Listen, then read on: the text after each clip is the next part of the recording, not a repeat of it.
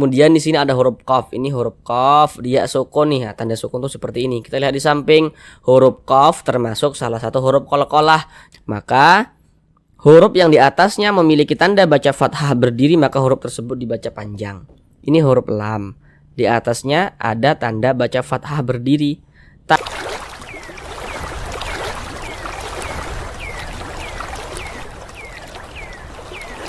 Assalamualaikum warahmatullahi wabarakatuh. Apakah Bapak dan Ibu, saudara semuanya masih terbata-bata, belum lancar dalam membaca Al-Quran, kemudian juga belum memahami ilmu tajwid? Mari belajar mengaji Al-Quran bersama kami. Akan kami jelaskan tajwidnya dengan pelan-pelan. Semoga dengan penjelasan tajwidnya yang pelan-pelan, harapan kami semoga Bapak dan Ibu, saudara semuanya bisa langsung dengan mudah memahami ilmu tajwid. Kemudian semoga langsung dapat bisa praktek dengan sendirinya ketika membaca Al-Quran di surah apapun dan di ayat manapun. Kemudian bagi yang belum lancar, masih terbata-bata dalam membaca Al-Quran, dengan kita mempelajari dan memahami ilmu tajwid, insya Allah secepatnya akan bisa segera lancar di dalam membaca Al-Qurannya. Namun sebelum itu kami doakan terlebih dahulu semoga Bapak dan Ibu, saudara semuanya senantiasa dalam keadaan sehat, dipermudah segala urusannya, dikabulkan segala hajat-hajatnya, dan semoga senantiasa dilancarkan rezekinya oleh Allah Subhanahu wa Ta'ala, dianugerahi rezeki yang berlimpah ruah dan barokah. Amin amin ya rabbal alamin.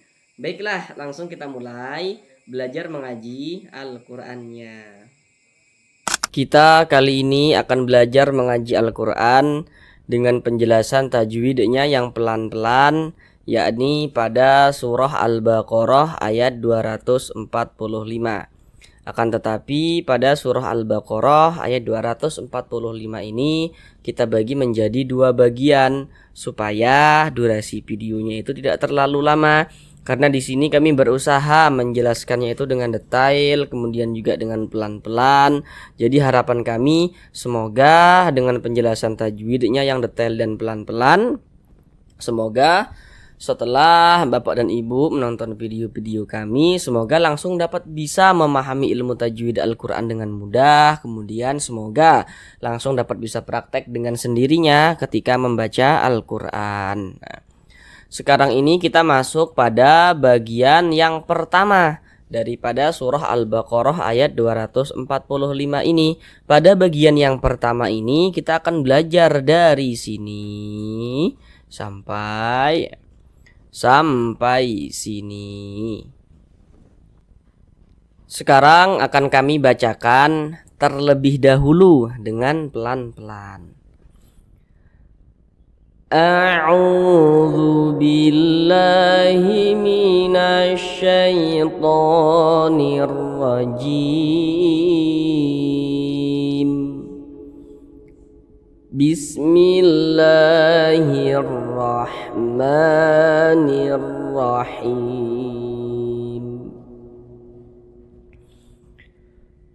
Man dzalladzi yuqridullaha qardan hasanan fayudha'ifahu lahu ad'afan katsirah. Sekarang mari kita bahas tajwidnya dengan pelan-pelan. Namun sebelum itu seperti biasa ada beberapa hal yang kami sampaikan di awal supaya nanti lebih memudahkan Bapak dan Ibu, saudara semuanya dalam memahami penjelasan ilmu tajwid yang kami sampaikan. Yang pertama, kalau nanti kami katakan huruf sebelumnya, maka yang kami maksud huruf yang berposisi sebelah kanan daripada suatu huruf.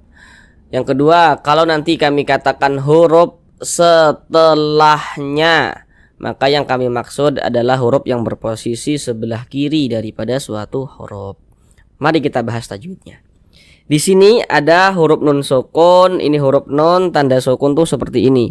Man dzalladzi, Ada huruf nun sukun, tanda sukun tuh seperti ini.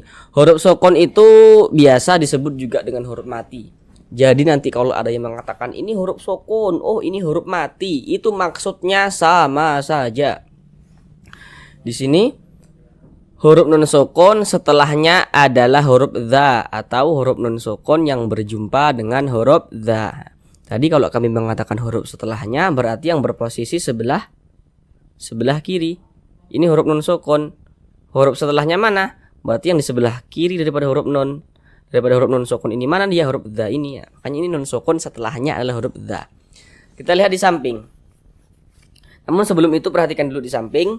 Setiap kita membaca Al-Quran, apabila berjumpa dengan huruf nun sukun atau berjumpa dengan salah satu tanda baca tanwin. Tanda baca tanwin itu bentuknya ada 3 tuh. Baris 2 di atas, yang nomor 1 baris 2 di atas huruf, namanya fathatain. Yang nomor 2 baris 2 di bawah huruf kasrotain. Yang nomor 3 tuh dhammatain. Pokoknya setiap kita membaca Al-Quran, apabila berjumpa dengan huruf nun sukun atau berjumpa dengan salah satu tanda baca tanwin, maka kita perhatikan huruf setelahnya itu huruf apa, maka terjadilah suatu hukum tajwid. Di sini yang kita temui nun sukun. Ini huruf nun, tanda sukun tuh seperti ini. Setelahnya adalah huruf dha. Nah, huruf setelahnya ini yang harus kita ketahui supaya kita bisa menentukan hukum tajwidnya itu hukumnya apa. Kita lihat di samping, huruf dha termasuk salah satu huruf ikhfa hakiki awsat. Maka nun sukun berjumpa dengan huruf dha, hukumnya adalah ikhfa hakiki awsat. Kenapa dikatakan awsat? Karena makharijul huruf nun dengan huruf dha ini dia di tengah-tengah, maka dikatakan awsat. Nah, cara membacanya dibaca samar dan berdengung. Akan tetapi karena dia awsat, kadar samar dan kadar dengungnya pun dia seimbang. Nah, jadi di tengah-tengah juga. Jadi kita baca mangzalladzi, jangan dibaca mangzalladzi, jangan, tapi dibaca mangzalladzi. Ya, kemudian dia didengungkan atau digunnahkan. Jadi suaranya itu kita tahan, kita panjangkan sejenak. Mal, di bagian malnya itu kita tahan, kita panjangkan sejenak, kita dengungkan. Madzalladzi, ya seperti itu. Kemudian di sini madzalladzi. Nah, di sini ada hukum alif lam syamsiyah. Nah, perhatikan di samping. Huruf syamsiyahnya yakni huruf lam. Nah, akan tetapi di sini huruf lam yang satunya itu dia tidak ditulis. Di sini kan ada huruf lam bertasydid nih. Ini huruf lam bertasydid, kalau diurai maka dia ada 2 huruf lam, tapi huruf lam yang satunya itu dia tidak ditulis. Nah, makanya di sini ditulis dengan tasydid huruf lamnya nih. Nah, kemudian huruf alifnya yang ini. Nah, makanya di sini hukumnya adalah alif lam syamsiyah. Huruf syamsiyahnya yakni tetap huruf lam. Mungkin nanti kalau yang di sini mungkin saudara masih bingung ya. Tapi di sini nanti ada hukum alif lam syamsiyah lagi. Di sini nanti akan kami jelaskan dengan detail. Nah, penjelasan yang di sini nanti insyaallah saudara langsung paham. Kemudian di sini dzi dibaca panjang. Sekarang perhatikan rumus mad tabi'i yang di kotak nomor 1. Kalau kita membaca Al-Qur'an berjumpa dengan huruf ya sukun, ini huruf ya. Tanda sukun tuh seperti ini, tanda huruf sukun atau huruf mati. Nah, maka dinamakan ya sukun. Setiap membaca Al-Quran berjumpa dengan huruf ya sukun, kita perhatikan huruf sebelumnya. Ada huruf ya sukun, sebelumnya ada huruf yang memiliki tanda baca kasroh. Maka huruf yang memiliki tanda baca kasroh yang berposisi tepat sebelum huruf ya sukun, maka dia dibaca panjang. Ini huruf ya, tanda sukun tuh seperti ini. Sebelumnya nih ada huruf yang memiliki tanda baca kasroh. Baris 1 ke bawah nih namanya tanda baca kasroh atau harokat kasroh. Ada huruf ya sukun, sebelumnya ada harokat kasroh, nah maka huruf tersebut dibaca panjang. Jadi secara singkatnya, rumus mad tabi'i yang di kotak nomor 1 itu, huruf ya sukun pasangannya adalah tanda baca kasroh, sehingga menyebabkan huruf yang berposisi tepat sebelum huruf ya sukun itu dibaca panjang. Jadi kalau kita membaca Al-Quran, ya kita perhatikan, kita lihat-lihat. Kalau ada huruf ya sukun, ada huruf ya, ada tanda sukun tuh seperti ini. Sebelumnya ada huruf yang memiliki tanda baca kasrah seperti ini. Nah, maka huruf tersebut dibaca panjang. Mad tabi'i panjangnya 2 harokat. 2 harokat itu kira-kira sepanjang 2 ketukan. 1, 2. Ketukan itu hanya sarana saja untuk mempermudah kita dalam belajar. Dan ketukannya pun tergantung tempo bacaan kita. Nah, untuk mengenai panjangnya harokat ya, panjangnya mad ya, panjangnya gunnah ya, silakan saudara baca saran-saran yang kami berikan pada kolom deskripsi video. Man dzalladzi, nah kita panjangkan kira-kira sepanjang 2 ketukan. Man dzalladzi yuqridullah. Kemudian di sini ada huruf qaf. Ini huruf qaf, dia sukun nih. Nah, tanda sukun tuh seperti ini. Kita lihat di samping, huruf qaf termasuk salah satu huruf qalqalah. Jadi huruf qalqalah itu ada 5. Salah satunya huruf qaf. Kalau dia sukun dipantulkan. Ini huruf qaf kita pantulkan. Yuq. Ah, begitu. Dan ini termasuk kepada qalqalah kecil, kepada qalqalah sugro, karena dia berada di tengah bacaan atau di tengah kalimat begitu. Yang paling mudah untuk kita memahaminya karena dia berada di tengah bacaan. Jadi kalau kita membaca Al-Qur'an ada di tengah bacaan huruf qalqalah itu, maka dia qalqalah sugro atau qalqalah kecil. Yuq pantulkan. Yuq. Kemudian di sini ada huruf ra memiliki tanda baca kasrah nih. Huruf ra memiliki tanda baca kasrah, maka dia dibaca tipis, baca tarkik, sehingga pangkalisan kita itu tidak naik terangkat ke atas. Huruf ra-nya kita tipiskan. Yuqridullah, begitu. Kemudian di sini ada lafaz Allah. Setiap kita membaca Al-Qur'an, apabila berjumpa dengan lafaz Allah, kita perhatikan huruf sebelumnya yang memiliki tanda baca. Ini lafaz Allah, mana huruf sebelumnya? Berarti yang di sebelah kanan yang memiliki tanda baca mana? Berarti huruf do ini, huruf dot ini ya. Nah, ini yang ada tanda bacanya nih. Tapi di sini yang kita perhatikan bukan hurufnya. Hurufnya itu boleh huruf apa saja. Yang kita perhatikan itu adalah tanda bacanya nih atau harokatnya. Untuk menentukan apakah lafaz Allah ini dibaca tebal atau dibaca tipis, seperti itu. Kalau kita membaca Al-Qur'an berjumpa dengan lafaz Allah, kita perhatikan huruf sebelumnya. Ada lafaz Allah, sebelumnya ada huruf yang memiliki tanda baca dhammah. Maka lafaz Allah dibaca tebal, dibaca tafkhim. Ini lafaz Allah, sebelumnya nih ada tanda baca dhammah nih. Ini namanya tanda baca dhammah nih atau harokat dhammah. Lafaz Allah sebelumnya ada tanda baca dhammah, maka lafaz Allah dibaca tafkhim, baca tebal, sehingga dibaca yuqridullah, dullah, jangan dibaca dulla, jangan, tapi dibaca dullah. Nah, seperti itu, ditebalkan. Jadi yang dapat menebalkan lafaz Allah itu ada 2 bentuk tanda baca. Yang pertama yang dapat menebalkan lafaz Allah adalah tanda baca dhammah. Yang kedua yang dapat menebalkan lafaz Allah adalah tanda baca fathah. Nah, bentuknya tuh seperti ini tanda baca fathah. Nah, seperti ini yang baris 1 ke atas tuh namanya tanda baca fathah. Jadi kalau membaca Al-Qur'an ya kita perhatikan, kita lihat-lihat. Kalau ada lafaz Allah sebelumnya ada tanda dhammah seperti ini atau tanda baca fathah, maka lafaz Allahnya pasti dibaca tebal, dibaca tafkhim, seperti itu.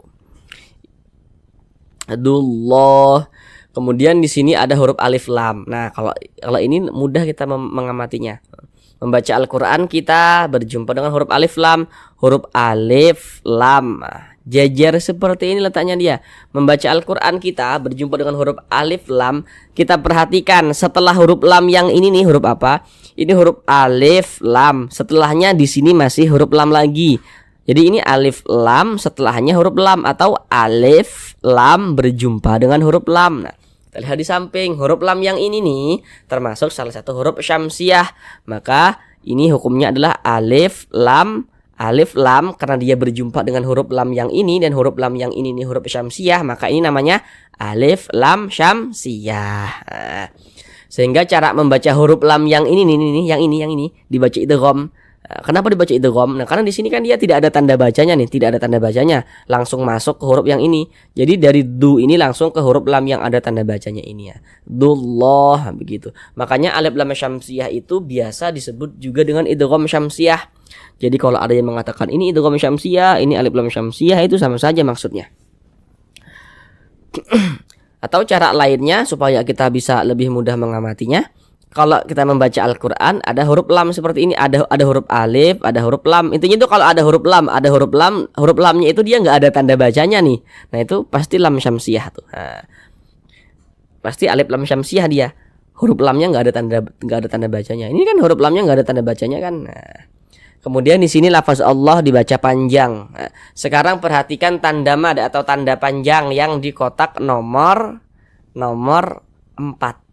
Setiap kita membaca Al-Qur'an, apabila berjumpa dengan suatu huruf yang di atasnya memiliki tanda baca fathah berdiri atau alif kecil, maka huruf yang di atasnya memiliki tanda baca fathah berdiri, maka huruf tersebut dibaca panjang.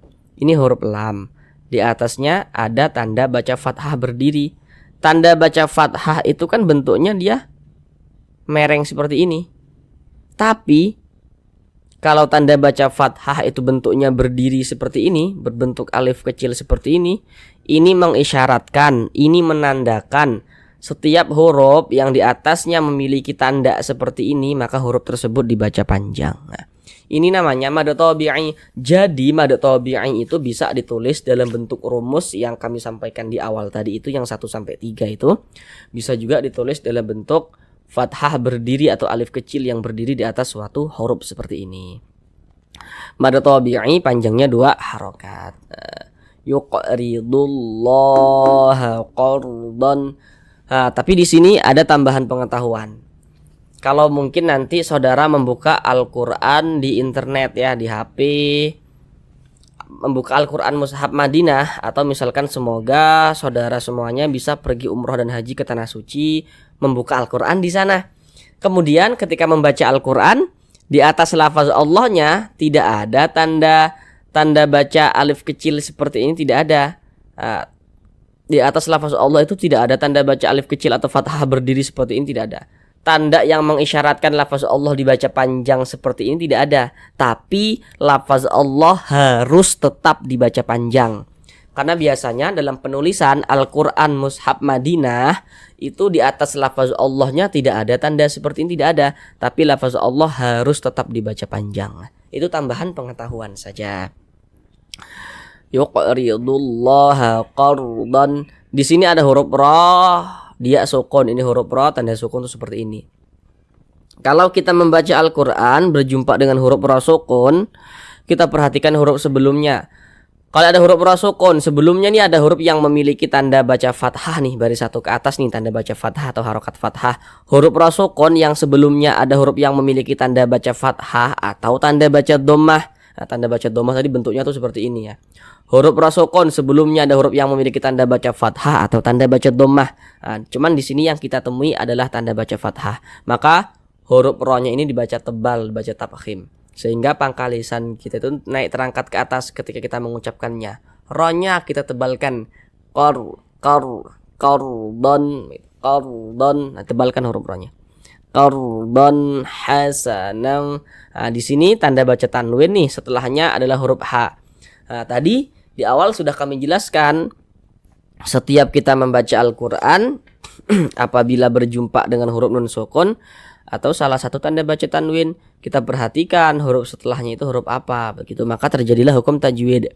Tanda baca tanwin setelahnya huruf H, kita perhatikan huruf H ini huruf apa. Huruf H ini yang harus kita ketahui untuk menentukan hukum tajwidnya. Huruf H termasuk salah satu huruf izhar halqi. Maka tanda baca tanwin berjumpa nih dengan huruf H, hukumnya adalah izhar halqi. Nah, karena dia izhar dibaca jelas, tidak berdengung, jadi baca pendek saja. Qardon, donnya itu dibaca jelas, kemudian dibaca pendek karena dia tidak berdengung. Kita baca qardon hasanan, jangan dibaca qardon, jangan dipanjangkan seperti itu, pendek saja. Don hasanam, nah begitu. Kemudian di sini tanda baca tanwin setelahnya ini adalah huruf fa. Kita lihat huruf fa ini huruf apa untuk menentukan hukum tajwidnya. Kita lihat di samping, huruf fa ini termasuk salah satu huruf ikhfa hakiki awsat lagi. Maka berarti tanda baca tanwin yang berjumpa dengan huruf fa hukumnya adalah ikhfa hakiki awsat. Maka cara membacanya disamarkan dan juga didengungkan. Kadar samar dan kadar dengungnya pun dia seimbang. Kita baca hasanan, namanya itu kita tahan, kita panjangkan, kita dengungkan. Hasanan fayudah, begitu. Kemudian do dibaca panjang. Sekarang perhatikan tanda mad atau tanda panjang yang di kotak nomor 4 lagi. Kalau kita membaca Al-Quran berjumpa dengan suatu huruf yang di atasnya memiliki tanda baca fathah berdiri, nah, maka huruf yang di atasnya memiliki tanda baca fathah berdiri, maka huruf tersebut dibaca panjang. Nah, ini huruf do, di atasnya nih ada tanda baca fathah berdiri atau alif kecil. Nah, ini tanda seperti ini ya mengisyaratkan bahwa setiap huruf yang memiliki tanda seperti ini di atasnya, maka huruf tersebut dibaca panjang. Sehingganya do dibaca panjang, mad tabi'i panjangnya 2 harokat. Fayudha'ifahu, hu dibaca panjang. Sekarang perhatikan tanda mad atau tanda panjang yang di kotak nomor 2. Kalau kita membaca Al-Quran berjumpa dengan suatu huruf, kemudian di atas huruf tersebut ada tanda baca dhammah terbalik, maka huruf yang di atasnya memiliki tanda baca dhammah terbalik, maka huruf tersebut dibaca panjang. Tanda baca dhammah itu kan bentuknya tuh seperti ini, ya, seperti ini tanda baca dhammah. Tapi kalau tanda baca dhammah tuh bentuknya terbalik seperti ini, ya, maka ini mengisyaratkan tanda seperti ini itu merupakan tanda panjang. Jadi kalau ada huruf di atasnya memiliki tanda seperti ini dibaca panjang, sehingga hu dibaca panjang. Nah, ini ha ini adalah ha dhamir. Jadi ini namanya adalah mad silah qasirah. Nah, kalau kita untuk awal-awal dalam belajar itu yang terpenting yang kita ketahui tanda madnya yang kita ketahui. Oh, ini tanda panjang tuh seperti ini ya, tanda mad tuh seperti ini ya. Kemudian kadar panjangnya tuh seperti ini ya, begitu.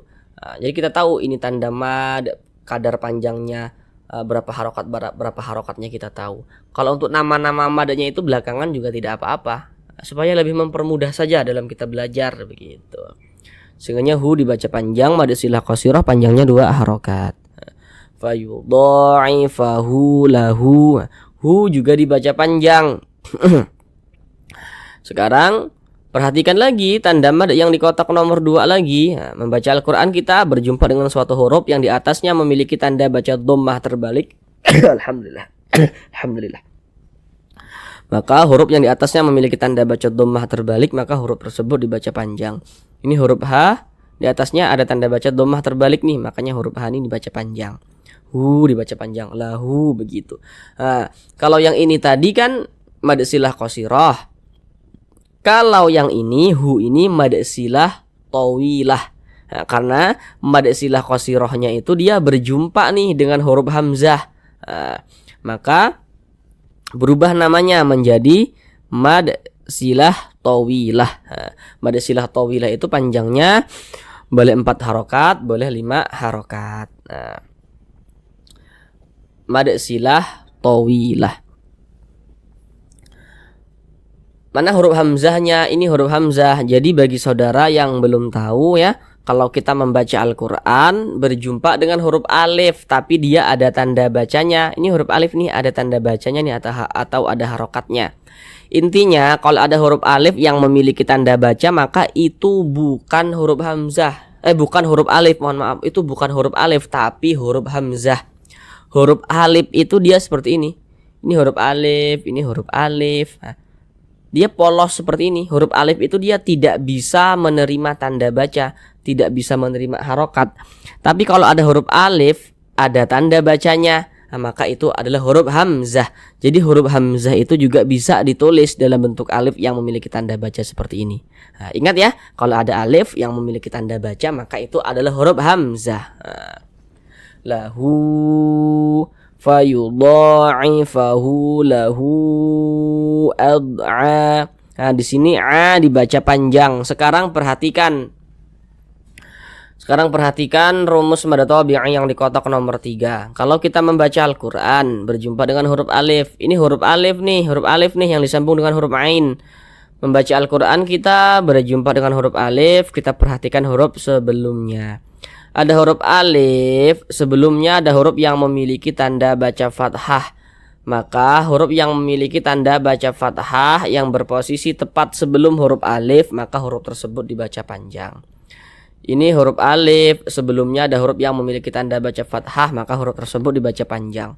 Jadi secara singkatnya rumus mad tabi'i yang di kotak nomor 3 itu huruf alif, pasangannya nih tanda baca fathah, sehingga menyebabkan huruf yang berposisi tepat sebelum huruf alif itu dibaca panjang. Sehingganya a dibaca panjang. Mad tabi'i panjangnya 2 harakat. Ad'afan katsirah. Kemudian di sini tanda baca tanwin, setelahnya adalah huruf kaf. Nah, huruf kaf ini huruf apa? Kita lihat di samping. Huruf kaf termasuk salah satu huruf ikhfa hakiki, dan dia termasuk kepada ikhfa hakiki ab'ad. Nah, huruf ikhfa hakiki ab'ad itu ada 2 tuh, huruf kaf dan juga huruf qaf yang kami lingkari warna hijau tuh. Nah, kenapa kok dikatakan ab'ad? Karena makharijul huruf nun dengan huruf kaf ini dia jauh. Mana huruf nunnya? Ini kan tanda baca tanwin. Seharusnya kita baca fan, ada tanwinnya, ada nunnya kan ujungnya tuh. Nah, itu makharijul hurufnya antara nun dan kaf itu jauh begitu. Maka dikatakan ab'ad. Jadi cara membacanya itu disamarkan, kemudian juga didengungkan. Akan tetapi di sini kadar samarnya atau kadar ikhfanya itu dia rendah, sehingga kadar dengungnya dia yang lebih tinggi, sehingga dia lebih condong berbunyi eng. Kita baca fang, jangan dibaca fang, jangan, tapi dia lebih condong berbunyi eng. Fang katsirah. Kemudian didengungkan. Jadi pada bagian fangnya itu kita tahan, kita panjangkan sejenak. Fang katsirah. Nah, seperti itu. Kemudian si dibaca panjang. Perhatikan lagi rumus mad tabi'i yang di kotak nomor 1 lagi. Kalau membaca Al-Quran berjumpa dengan huruf ya sukun, ini huruf ya tanda sukun itu seperti ini. Kita perhatikan huruf sebelumnya. Ada huruf ya sukun, sebelumnya ada huruf yang memiliki tanda baca kasroh nih, maka huruf tersebut dibaca panjang. Ini huruf ya, ini tanda sukun, huruf ya sukun. Sebelumnya ini ada huruf yang memiliki tanda baca kasroh, nah maka huruf tersebut dibaca panjang. Mad tabi'i panjangnya 2 harakat. Katsirah. Huruf ra memiliki tanda baca fathah ya. Huruf ra memiliki tanda baca fathah, memiliki tanda baca dhammah, juga dibaca tebal, dibaca tabkhim. Di sini huruf ra ini ada tanda baca fathah, huruf ra dibaca tebal. Katsirah, sehingga pangkalisan kita naik terangkat ke atas. Naik terangkat ke atas dia huruf ra-nya ditebalkan. Katsirah, begitu. Kemudian ini kalau kita berhenti di sini kita baca katsirah, jangan dibaca katsirat, jangan. Ini adalah huruf ta marbutah. Nah, ciri-ciri huruf ta marbutah itu di atasnya huruf ta, di bawahnya adalah huruf ha. Jadi kaedahnya apabila kita berhenti atau berwakaf tepat di huruf ta marbutah, maka dia dirubah menjadi huruf ha. Nah, ini kan kita berhenti atau berwakaf tepat di huruf ta marbutah. Nah, jadi kalau kita berhenti atau berwakaf tepat di huruf ta marbutah, maka dirubah menjadi huruf ha, dibaca katsirah begitu. Kalau berhenti dibaca huruf ha, tapi kalau kita tidak berhenti kita teruskan katsiratan dan seterusnya, huruf ha yang dibaca. Kalau berhenti jadi huruf ha, kalau tidak berhenti yang dibaca huruf ta-nya ini. Nah, seperti itu, huruf ta marbutah. Kemudian di atas ini ada tanda waqaf, qaf dengan lam yang bermakna al-waqfu aula. Jadi maksudnya itu berwakaf lebih utama.